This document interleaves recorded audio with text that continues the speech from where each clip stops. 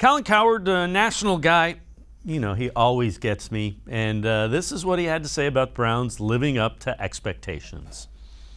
But if Myles Garrett got hurt, who on that defense do you rely on? Sheldon Richardson? They moved him. Denzel Ward? Love him. Always hurt. Jadeveon Clowney?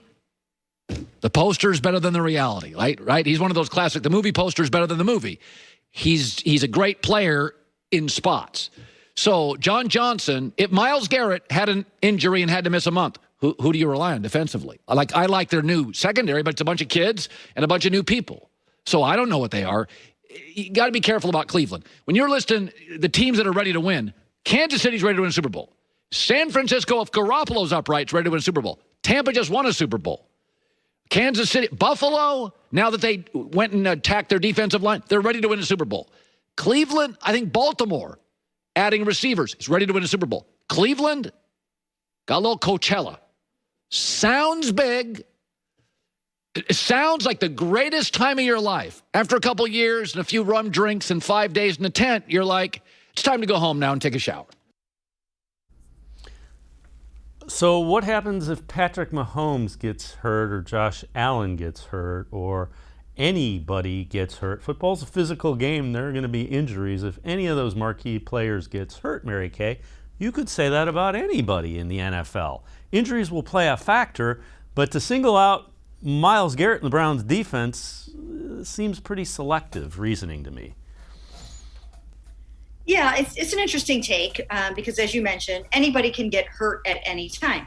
I do think that, for the most part, the Cleveland Browns can withstand most injuries this season. If they lose any guy, I still think that they have a deep enough team to get to the playoffs and go fairly deep into the playoffs. Now, Myles Garrett would be hard to replace. It would be very, very hard to replace a Myles Garrett. So that's one where I would actually think that he would be the one that you would want to lose the least out of anybody. So it was interesting that he mentioned Myles, because when you look at Baker, I do think that at least they have Case Keenum behind him, who knows this offense like the back of his hand, and he stepped in Minnesota and went 11-3 and took them to the NFC Championship game.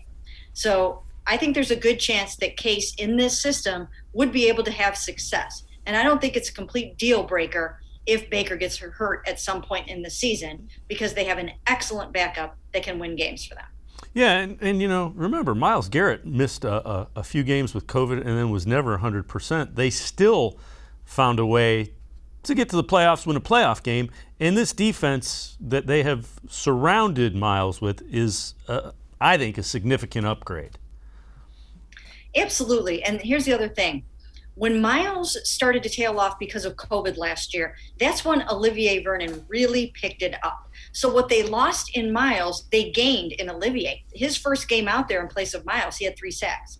And he finished with, 9 in his, in the second half of the season. So he really picked up the slack. Therefore, that's what they would need to get from a Jadeveon Clowney and, to a certain extent, Takk McKinley. If that combo of those two guys could do some version of what Myles gives you, not a complete Myles, but if they can make up for the loss of Myles, then that's even an injury that they could withstand. But a lot of that would come down to Jadeveon Clowney living up to his Pro Bowl status. I mean, he's going to need to return to the player that he was basically with the Texans when he played with J.J. Watt, if they were to be able to withstand a Myles Garrett injury.